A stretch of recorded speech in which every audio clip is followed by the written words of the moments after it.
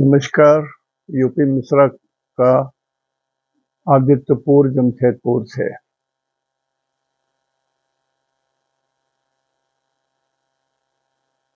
किसी कारण से देर हो जाता है। रोज चाहता हूं कि आज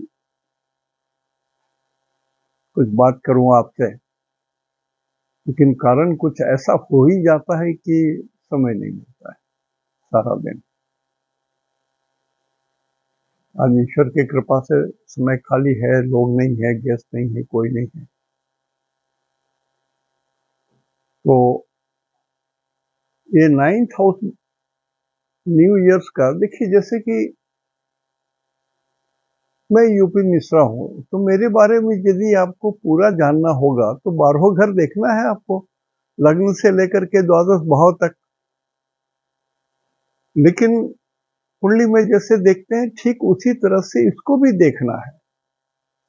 आज 9th हाउस की बारी है, इसकी बारी है, 9th हाउस की बारी है।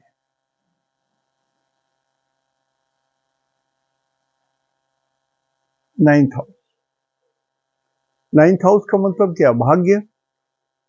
मोटा मोटी हम लोग जब देखने लगते हैं तो 9th हाउस में अच्छे ग्रह है तो वहां लड़का या जिनका है वो भाग्यशाली हैं। पापक ग्रह है तो किस्मत में कुछ कमी है, भगवान के घर से कुछ कमी के साथ लाए हैं, दंड के साथ आए हैं। यदि 9th हाउस में गुरु हैं, शुक्र हैं और बुध भी है, तो पिछले जन्म का कोई बहुत बड़ा तपस्वी को कुछ दुख भोगना था तो इस धरती पर भेज दिए भगवान। हो सकता है 3-4 बार जन्म लेने के बाद उनको जन्म भी नहीं लेना पड़े। तो 9th हाउस में इतनी बड़ी चीज है कि आपके वर्तमान और पिछले जन्म की भी चीजें देखी जा सकती हैं, और आगे आप कहाँ जन्म लेंगे इस पर तो नहीं है, लेकिन आपका क्वांटिटी मालूम हो जाएगा कि yes, he is either this side, good side, और he is in the wrong side. तो 9th हाउस में बहुत दम है।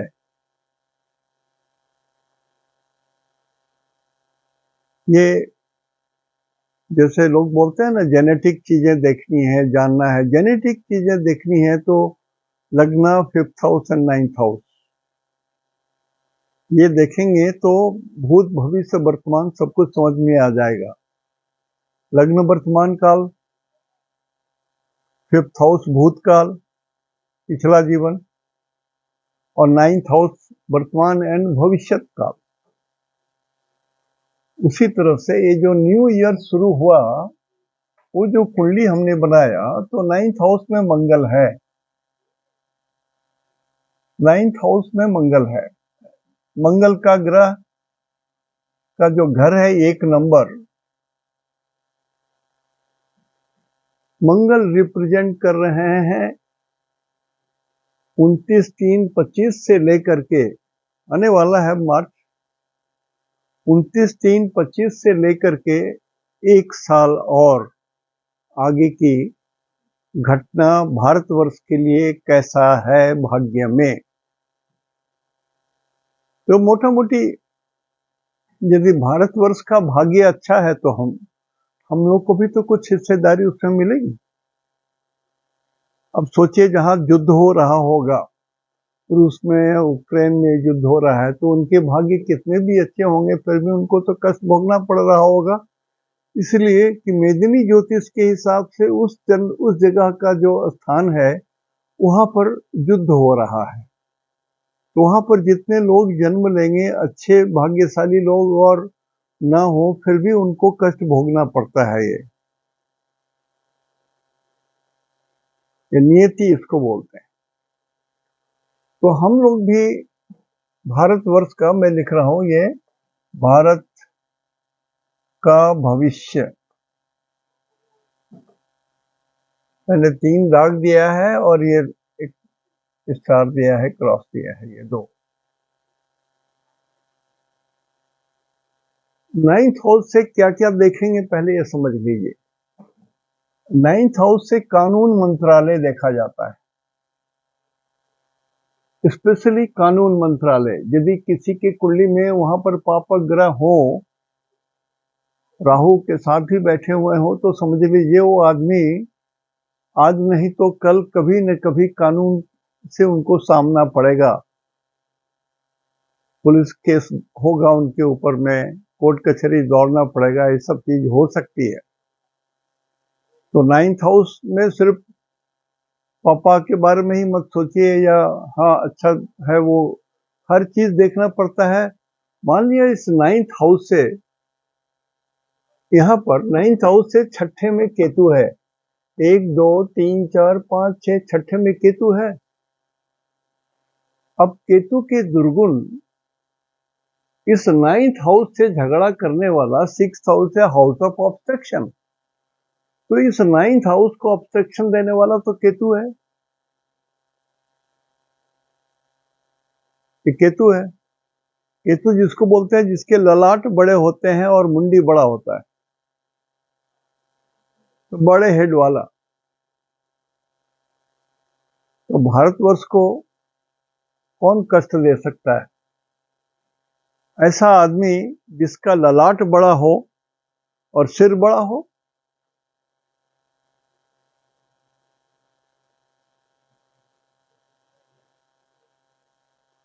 तो कुछ चीजें आप इन सब चीजों को देख सकते हैं। 6 नंबर में केतु भी है और वहां 6 नंबर लिखा हुआ है। 6 number is a dual sign.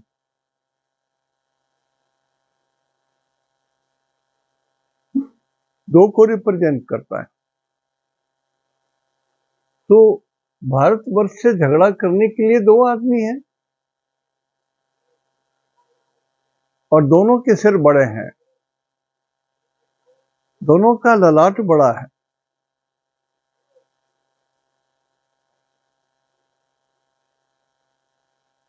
और केतु नाना जी को बोलते हैं, मतलब उम्र समझ लीजिए, नाना जी की उम्र का होगा, बड़े बूढ़े लोग हैं, सीनियर लोग हैं, सीनियर सिटीजन हैं। ऐसे कुछ लोग हैं जो भारतवर्ष से झगड़ने के लिए तैयार हैं। अब इसके जो कंट्री हेड होंगे, वो लोग जिस कंट्री के हेड होंगे वो कंट्री हमसे युद्ध करना चाहेगा।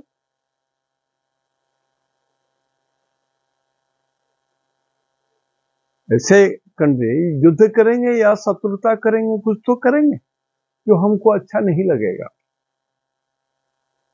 जय विजय बात की बात है, पहले तो हमको उनका व्यवहार अच्छा नहीं लगेगा, दिखने में लगेगा कि वो हमारे शत्रु हैं, भारतवर्ष के पीछे पड़े हुए हैं, तंग करने के लिए भारतवर्ष को चूस लेना चाहते हैं, या जैसे भी हो। और 6 नंबर,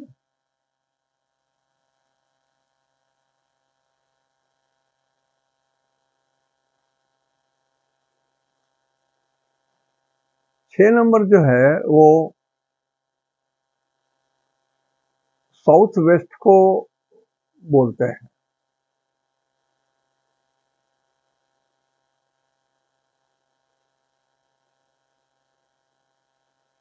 तो इंडिया के साउथ वेस्ट में लोग होंगे ऐसे लोग। वर्ल्ड का नक्शा देख लीजिए, और वहां के राष्ट्रपति या वहां के शासक का फोरहेड यदि बड़ा है, सिर बड़ा है, तो ऐसे देश के राष्ट्राध्यक्ष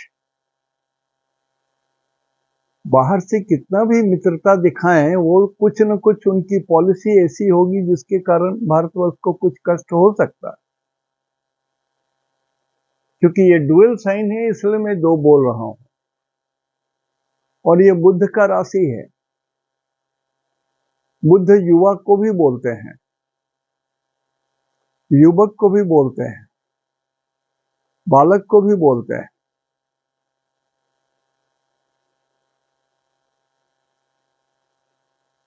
तो कोई एक ऐसा राष्ट्र होगा जो एकदम नया नया बना है,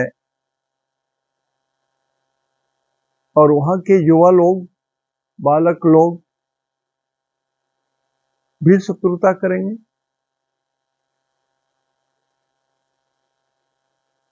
अब हमको ये देखना है कि कानून मंत्रालय, इस सब पर मैं बाद में आऊंगा। जनरल जैसे एस्ट्रोलॉजी देखी जाती है, मैं वो उस तरह से बोल रहा हूं ताकि आप जो लोग सीखना चाह रहे हैं एस्ट्रोलॉजी, उनको समझ में आ जाएंगे कि क्या देखना है और कैसे देखना है। अब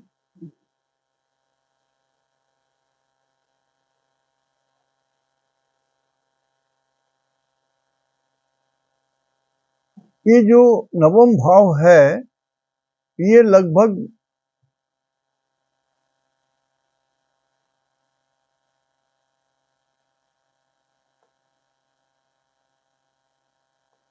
85% स्ट्रांग है।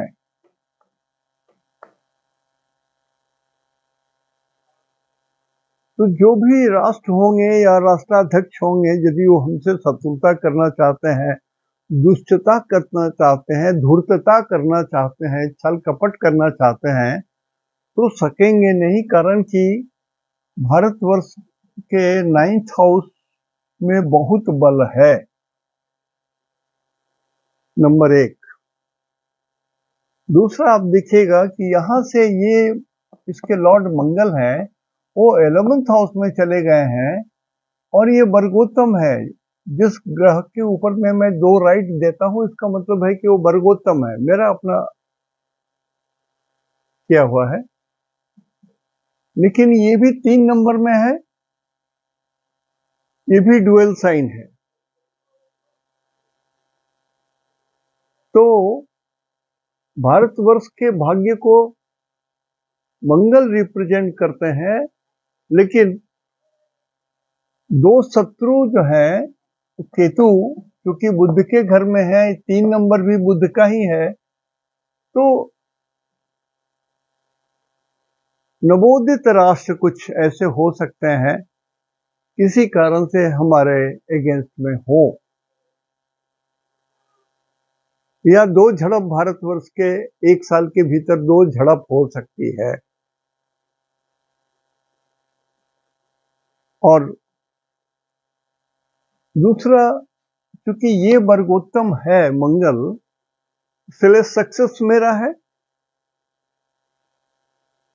वर्गोत्तम मंगल है, 9th लॉर्ड इज वर्गोत्तम, इसलिए मैं आराम से बोल सकता हूं कि युद्ध करने वाला बड़ा छोटा हो, कैसा भी हो, मैं जीतने जा रहा हूं, मुझे डर नहीं है। लेकिन एक बात और बोल रहा हूं, ये जो नवांश इसमें है, मंगल जो जिस नवांश में वर्गोत्तम हुआ है, मिथुन मिथुन राशि में 3 नंबर का है, और डिग्री के हिसाब से हमने चेक किया है, इस नवांश का मीनिंग होता है डरपोक, कमजोर, भयभीत। तो बाय नेचर हम लोग युद्ध करना नहीं चाहेंगे, हम लोग कुछ कायरता दिखाएंगे, डरपोक दिखाएंगे, युद्ध ना करें, 100 बहाना बनाएंगे, लेकिन वो नुकसान कर जा सकता है हम लोगों को। लेकिन युद्ध हो और युद्ध जैसी स्थिति बने, कोई भी हमारे ऊपर उद्दंडता करता है, यदि हम खड़े हो जाते हैं तो 100% जीत मेरी है, जीत भारतवर्ष की है। लक काम कर रहा है भारतवर्ष का। तो ये एक साधारण अर्थ हमने बताया। Lord of 9th house is in 11th, ये हुआ। बुध व्यापार को बोलते हैं, और इसी में मंगल, जो इसके शत्रु हैं, मंगल शत्रु हैं बुध के, उसके घर में बैठे हुए हैं। 3 नंबर बोलते हैं हम लोग इसको, गले को, 1 2 3। तो यहाँ पर एक कंठ है, यहाँ पर टॉन्सिल है, यहाँ पर सांस लेने की नली है। तो ये जो क्षेत्र है, ऐसी कोई बीमारी निकल सकती है जिससे सांस लेने की समस्या हो। और 3 नंबर बच्चों को बोलते हैं, बालकों को बोलते हैं, मिथुन को बोलते हैं, खास करके लड़कियों को बोलते हैं। तो कुछ ऐसी बात खड़ी हो सकती है, भगवान करे मेरी सारी की सारी बात झूठी हो जाए, लेकिन दिखता ऐसा है। और बुद्ध स्किन को भी बोलते हैं। तो स्किन से जुड़ा रोग भी बढ़ सकता है, सांस के रोग भी बढ़ सकते हैं, गले कंठ के रोग भी बढ़ सकते हैं। और ये इनकम के घर में, 9th लॉर्ड इनकम के घर में आ गया, लेकिन शत्रु के घर में है। तो यद्यपि भारतवर्ष का जो फाइनेंशियल स्टेटस है ऊपर उठेगा, ये सही है, लेकिन मिसयूज भी बहुत होगा, मिसयूज भी बहुत होगा। अब देखिए, हमको तो समझ में नहीं आता है, छोटा आदमी हूं मैं, और देश के इतने बड़े बड़े कर्णधार हैं, क्या आपका बच्चा 4 क्लास में पढ़ता है जिसको आप 1 रुपया दे रहे हो स्कूल जाने के लिए कि टॉफी खा लेना, खरीद लेना? उसी तरह से कोई बिजली फ्री दे रहा है, कोई राशन फ्री दे रहा है, कोई कपड़ा फ्री दे रहा है, कोई जूता फ्री दे रहा है, कोई बस में फ्री दे रहा है, कोई हर चीज तो फ्री दे रहे हैं। काम कौन करेगा? क्यों करेगा? कोई क्यों नहीं बैठ करके घर में या बगीचे में जा करके उनके पतिदेव लोग बैठ करके शराब पिए और ये करें वो करें? बहू तो सब कुछ ला ही रही है, बहू बेटियां तो ला ही रही है सारे पैसे, और सरकार भी फ्री कर रही है बहुत सारी चीजों को, टैक्स कम कर रही है, उसमें उसमें बहुत सारी चीजें हैं। तो ये जो एक प्रवृत्ति है घूस देना डायरेक्टली और indirectly, yes it is a bribe, directly और इनडायरेक्टली है तो ब्राइब, तो उसके कारण कुछ हानि संभव है, औरतों को संभव है। अब मैं बोल रहा हूं, देखिए,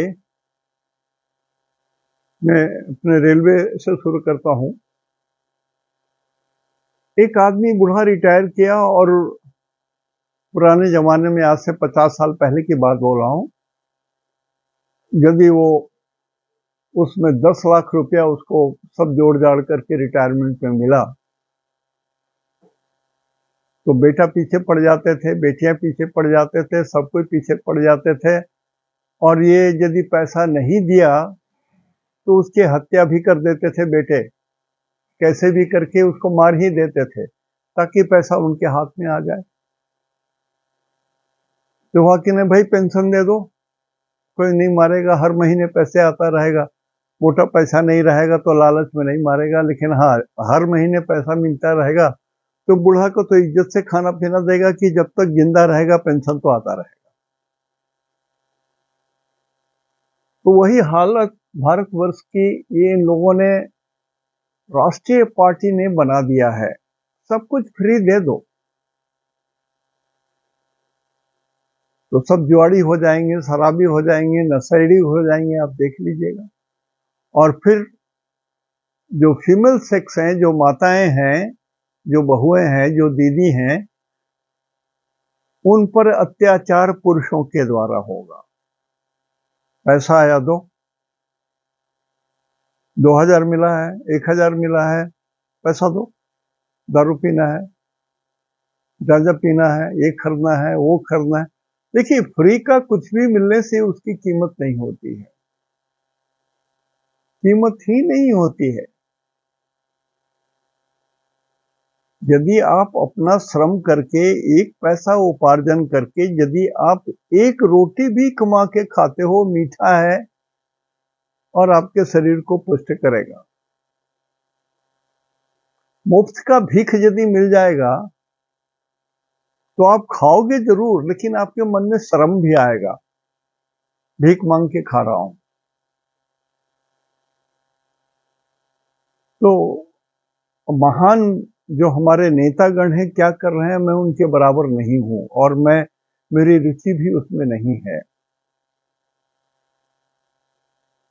लेकिन एक बार सबों से करबद्ध करके प्रार्थना कर रहा हूं कि ये मुफ्त खोरी की चीज बंद कीजिए। ये सहूलियत नहीं दे रहे हैं, ये कल्चर को नष्ट कर रहे हैं। बाप बेटा, माई बेटा, बहन बेटा, इस सारा चीज में एक कहीं न कहीं उथल पुथल धीरे धीरे आने लगेगी, देखिएगा। जैसे कोई नारी यदि मुखिया बनती है तो सही में उसका पति चलाता है, अब थोड़ी सी उसमें सुधार हुआ है, लेकिन इनडायरेक्टली पति ही तो मुखिया हुआ करता था। ऑफिशियली जीत करके आई हैं वो, उनकी पत्नी मुखिया बनी है, लेकिन काम तो उनके पतिदेव चलाते थे। यही सत्य था, और अभी भी यही 90% सत्य है। नहीं देश को बर्बाद कीजिए। तो ये 9th लॉर्ड यदि 11th में गया है तो इसका बहुत सारे रिपरकेशंस हैं, निगेटिव ज्यादा है। हाँ, दूसरे राष्ट्रों के साथ जो झड़प होगी उसमें यदि हम लोग अड़ जाएं, अपनी ताकत दिखाएं, हम भी अपनी आंखें लाल कर दें, तो भाग जाएंगे लोग, तो सही है।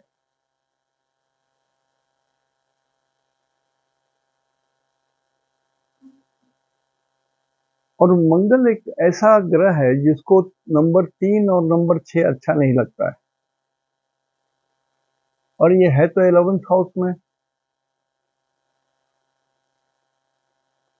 तो ये इंडिकेट करता है कि धन का अपव्यय मंगल के जरिए हो, अग्नि के जरिए हो। ये जो आग की घटनाएं हो रही हैं, मंगल 4 नंबर में, 3 नंबर में, 4 नंबर ऐसे ही घूम रहे हैं जहां पर उनको कोई मीठा चीज नहीं है, ये नष्ट करते हैं। मंगल माने युद्ध, मंगल माने अग्नि, मंगल माने शत्रुता, मंगल माने अच्छी चीजें भी होती हैं।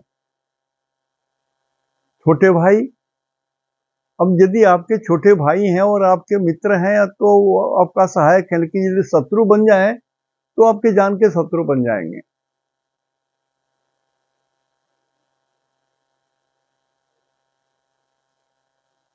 इसका दूसरा हिस्सा सुख के घर में है, तो मंगल भाग्य और सुख को लेकर के 11th हाउस में चले गए हैं। वर्गोत्तम है, श्रेष्ठ है, तो सुख भी भारतवर्ष को मिलेगा, जमीन का भी सुख मिलेगा, माता का भी सुख मिलेगा। भारत माता सुखी रहेंगी, भारत माता सुखी रहेंगी, भारत माता की भूमि भी सुखी रहेगी, उर्वरा होगी, इल्ड होगा, उपज होगा, सब कुछ ठीक है। अब मैं बहुत नहीं बोल सकता हूं, थोड़ा सा परिचय दे देता हूं। इसको कानून मंत्रालय भी बोलते हैं। तो बहुत सारे जो निर्णय होंगे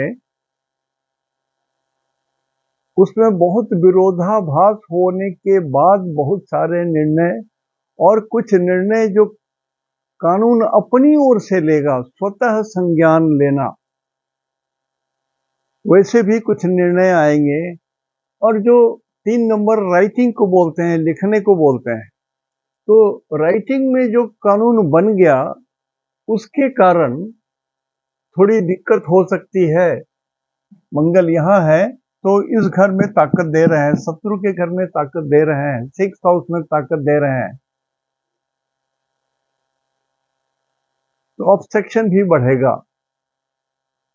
न्याय मंत्रालय थोड़ा परेशान रहेगा, लीगल मैटर्स, बहुत सारे केस उत्पन्न हो सकते हैं और परेशानी अधिक होगी, इसकी संभावना है। तो हर चीज यदि ये मान करके चला जाए कि हमको युद्ध ही करना है या हमको विरोध करना है, तो हो सकता है, लेकिन कम से कम विरोध करने के पहले अपने छाती पर हाथ रख करके तो देखो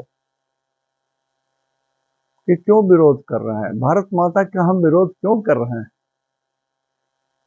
ठीक है, हम दूसरे समुदाय के हैं, लेकिन जन्म तो भारत माता यहीं लिए है ना। ये मेरी मम्मी है ना। आप क्रिश्चियन हो, आप पारसी हो, आप हिंदू हो, या आप किसी भी जाति धर्म के हैं तो भारतवर्ष में ना।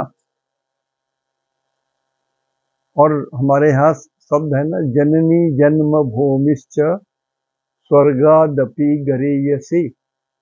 माता जो जन्म देती है, और जन्मभूमि जहां पर हम लोग जन्म लेते हैं, ये स्वर्ग से भी ज्यादा पवित्र है, उससे भी इंपॉर्टेंट है, गरीयसी। तो कम से कम एक बार सद्बुद्धि को भी तो जगह दीजिए अपने दिमाग में, सबों से, हर जाति के लोगों से मैं ये बोल रहा हूं। क्या भारतवर्ष स्वतंत्र हुआ उसके पहले हम लोग साथ मिलकर के, हिंदू सिख मुस्लिम ईसाई बौद्ध, सब कोई मिलकर के ही रहते थे। हम लोग के सनातन धर्म में एक दिक्कत यह है कि हम लोग कठोर नहीं होते हैं, क्रूएल नहीं होते हैं। हम लोग बहुजन हिताय बहुजन सुखाय की भावना लेकर के चलते हैं। यही मूल धर्म का आधार है। आप कितने दिन जियोगे धरती पर? सब दिन तो नहीं जियोगे। तो जब तक जी रहे हैं तब तक दिमाग को शांत, शिष्ट, दूसरे को भलाई हो ये सोचें, या इतना तो जरूर सोचे कि दूसरे को नुकसान ना हो। तो ये मंगल इस बार बहुत रोल प्ले कर रहे हैं, धर्म को लेकर के, न्याय को लेकर के, और अर्थ को लेकर के, और रोग को लेकर के। मंगल 4 चीजों को थोड़ा ज्यादा एग्रेवेट कर दिए हैं इस बार। तो कानून के बारे में हमने कहा कि इस बार बहुत सारे रूल चेंजेस होंगे। न्याय मंत्रालय खुद अपनी ओर से कुछ, अपने ओर से संज्ञान लेकर के कुछ बना सकती हैं। कुछ राइटिंग में बहुत चीज आ जाए, कानून में भी बहुत परिवर्तन संभव है। न्याय विभाग का मतलब, इसमें जो लोग रहते हैं, न्याय विभाग में जो लोग हैं, मुख्य तो न्यायाधीश हुए, और उनके अंदर में जो लोग काम कर रहे हैं, उनके लिए भी ये पीरियड बढ़िया है। मैं यदि ये कहूं तो ये कह सकता हूं कि इनको फाइनेंशियल गेन होगा। धर्म और धार्मिक मामले, 9th हाउस को हमने कहा भगवान का घर, गॉड का घर। यदि हम लोग देखेंगे किसी भी कुंडली में, कोई भी आदमी गॉड खोजता है तो पहले देखता है कि गुरु कहाँ है। जैसे गुरु हम यहाँ देख रहे हैं, तो यहाँ भी गॉड है, 2 नंबर में भी गॉड है, और 9th हाउस को गॉड का घर बोलते हैं। आपके इष्ट देव कहाँ हैं, कौन है, इनकी जानकारी हमको 9th हाउस से ही मिलेगी, इसी घर से मिलेगा। अब यहाँ 1 नंबर है मंगल, ये पुरुष है, मतलब बलवान है, पावरफुल है, लेकिन है मिथुन राशि में। मिथुन राशि में ये फीमेल साइन है, तो ये मंगल फीमेल साइड में आ गए, तो धर्म की बहुत सारी चीजें वृद्धि होगी। उसमें फीमेल भी बहुत बहुत बहुत योगदान रहेगा औरतों का। हर धर्म के औरतों का बहुत योगदान होगा धार्मिक भावना विकसित करने में, या देश को अच्छा बनाने में, या लोगों को जेंटलमैन बनाने में।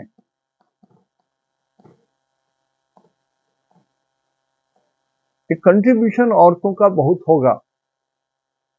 तो मैं माता बहनों बेटी सबों से ये प्रार्थना करता हूं कि आप तो खुद पूजा पाठ कीजिए, कल्याण कीजिए, प्रार्थना कीजिए अपने देश के लिए, और पुरुषों को भी अपने धर्म की प्रवृत्ति के कारण उनके अंदर में भी सद्भावना लाने की चेष्टा कीजिए। आप ही धर्म, एक साल ये पीरियड आपका है धर्म को लेकर के, 29/3/2025 से लेकर के एक साल 2026 तक धर्म आपके सहारे टिका रहेगा। आपने देखा इतना बड़ा कुंभ लगा, इतना बड़ा कुंभ लगा, इतने लोग आए। मैं हरिद्वार में कुंभ हुआ था तो वहां स्नान किया था। 12-12 साल में लगता है। कुंभ सुना, पूर्ण कुंभ सुना, अर्ध कुंभ सुना, महाकुंभ नहीं सुना न पढ़ा। मेरी अज्ञानता होगी। तो इस बार का जो धर्म है ये ज्यादातर औरतों के सहारे ही टिका रहेगा, और पुरुष मंगल जो है युवक को बोलते हैं, युवा के सहारे, युवक लोगों के कारण भी धर्म की वृद्धि होगी। तो मैं कहूं जो युवा हैं वो भी धर्म की ध्वजा फहराएंगे, और माता बहनें बेटी भी धर्म की ध्वजा फहराएंगे। तो ये एक साल धर्म के उत्थान का साल है।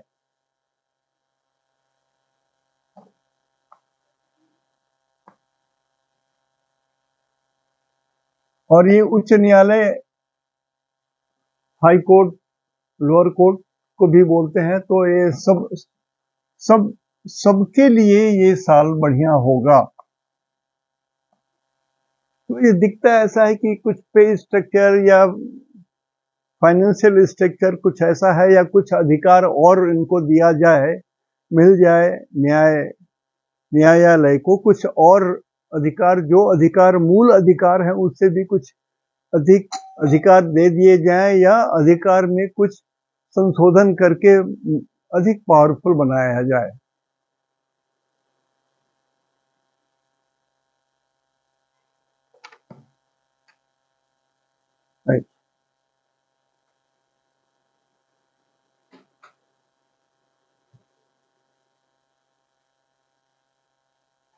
ज्ञानेश बाबा,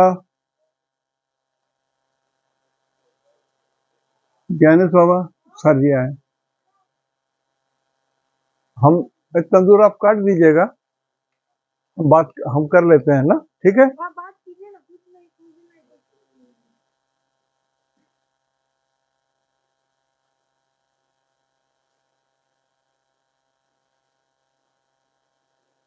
एक सज्जन आ गए थे, सॉरी।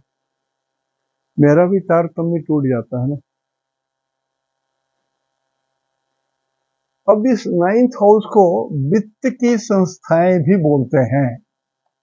मैं इसको बैंक भी बोल सकता हूं, या बड़े बड़े प्रोजेक्ट जिससे भारतवर्ष की अर्थव्यवस्था में उन्नति हो, भाग्य बढ़े, धन बढ़े, नाम बढ़े, यश बढ़े, कीर्ति बढ़े, ईश्वर का आशीर्वाद हो, सक्सेस रेट बहुत हाई हो। जो भी प्रोजेक्ट करें या जो भी काम करें एक साल के भीतर,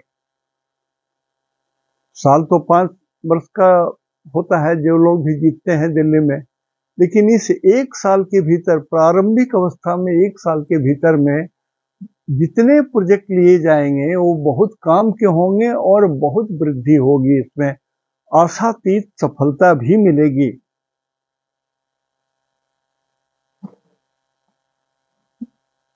चाहे बैंकिंग हो, चाहे कोई प्रोजेक्ट्स हो, ऐसे हो जो जिसके कारण विशेष हो। और विज्ञान किसको बोलते हैं? किसी भी विषय का बृहत ज्ञान विज्ञान कहलाता है। विज्ञान का मतलब फिजिक्स, केमिस्ट्री, मैथमेटिक्स और बायोलॉजी ही नहीं होता है, या मेडिसिन ही नहीं होता है। विज्ञान एक वर्ड है, बृहत ज्ञान। किसी भी विषय का बृहत ज्ञान उस विषय का विज्ञान कहलाता है। हम लोग उसको प्योर मैथमेटिक्स या फिजिक्स, केमिस्ट्री, मैथमेटिक्स, डॉक्टरी, ये सब से विज्ञान अर्थ ले लेते हैं। लेकिन हमारे यहाँ धर्म की जितनी है, जैसे गीता का ज्ञान है, विज्ञान है, रामायण का ज्ञान है तो विज्ञान है, जो उपनिषद है, 108 उपनिषद हैं, उसका ज्ञान विज्ञान है। तो जितने भी हमारे यहाँ हैं, जो भी ज्ञान है वो विज्ञान। तो विज्ञान की उन्नति होगी, ये एकदम तय है। भारत और भारत माता का विज्ञान। तो भारत का जो सनातन धर्म है, ये बहुत बड़ा विज्ञान है। बिना विज्ञान की चीजें नहीं हैं। आप अंदाजा लगाइए। एक छोटी सी बात बोल रहा हूं कि कुतुब मीनार बना हुआ है लोहे का, रस्ट नहीं लगता है उसमें, वो कभी वो खराब नहीं होता है, चिकना का चिकना ही रह गया, रस्टिंग होता ही नहीं है उसमें। तो क्या ये विज्ञान का बात नहीं है? धर्म का ज्ञान है ये। किसी भी चीज का बृहत ज्ञान लेना ही विज्ञान कहलाता है। तो इस बार कुछ विज्ञान में कुछ नई चीजें आएंगी, नई चीजें, नई बातें, कुछ नया आविष्कार भारतवर्ष के जरिए होगा। जो हो रहा है, जो वो युद्ध का मटेरियल हो रहा है, भारतवर्ष सामर्थ्यशाली, बलशाली होने जा रहा है उस विज्ञान के जरिए। लेकिन इसके अलावा भी शास्त्रीय ज्ञान के कारण, धर्म के कारण हमारे यहाँ गीता, महाभारत और जो पुराने ज्ञान है सभी, अब सामवेद को देखिए ना, ऋग्वेद वगैरह छोड़ दीजिए, सामवेद ही देखिए। वो क्या है? नृत्य का, गान का, उसमें क्या नहीं दिया हुआ है। कभी एक बार पढ़ के तो देखिए, ऐसे ही पन्ना उलट के देखिए नहीं तो समझ में आएगा। कौतूहल बस ही देखिए कि क्या लिखा हुआ है इसमें, जरा देखें। इतना वेद वेद क्या चीज है। ऋग्वेद छोड़ दीजिए, यजुर्वेद छोड़ दीजिए, सामवेद देखें। हमारे घर, मेरे पास था, एक बच्ची आई, बोले कि अंकल हम ये वाला ले लें। हमका ले लो। तो हाथ से सिर्फ सामवेद ही पकड़े निकाल के ले ली। हमको वेट करना पड़ा अगले पुस्तक मेला में जाकर के, मैंने खरीद के उसको रिप्लेस किया। तो कुछ नए आविष्कार इस एक साल के भीतर हो सकते हैं जो भारतवर्ष को लाइमलाइट में ला सकता है। लेकिन भारतवर्ष को कुछ हानि भी हो सकती है। ये हानि 3 नंबर को होगी, 3 नंबर वाले प्लेस में होगी। 3 नंबर वाले जगह को मेदिनी ज्योतिष के हिसाब से, 3 नंबर हुआ दक्षिण पूर्व का एरिया, कोना, भारतवर्ष के नक्शे पर मध्य कर दीजिए। वहां से सीधा लाइन खींचे ऊपर और एक हॉरिजॉन्टल दाया सीधा लाइन खींचे, और दोनों के कोना के हिसाब से 30 डिग्री बढ़ा करके देखिए, उस क्षेत्र में कुछ गड़बड़ी आएगी।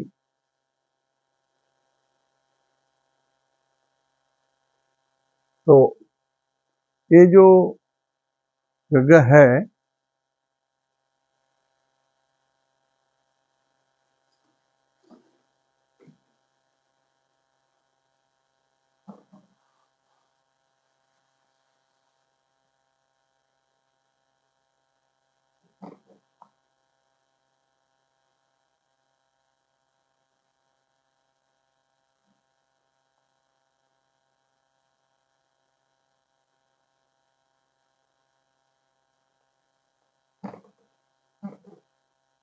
ये नॉर्थ है, साउथ है, लेकिन मेदिनी के हिसाब से यहाँ से हम लोग पकड़ेंगे तो ये वाला कोना,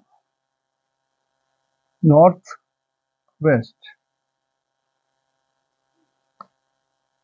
हमारा यहाँ पर एक चिकन नेक है।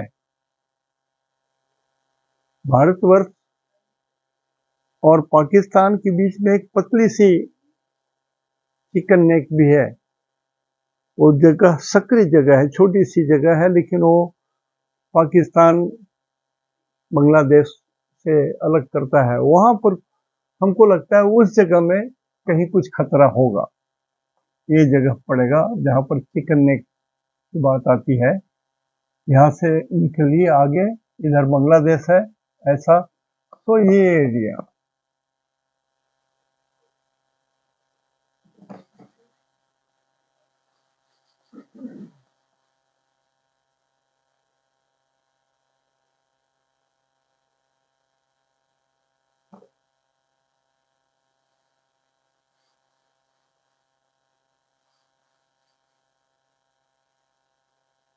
अग्नि भय और अग्नि वर्षा, इसकी भी संभावना है। अभी जैसे मैं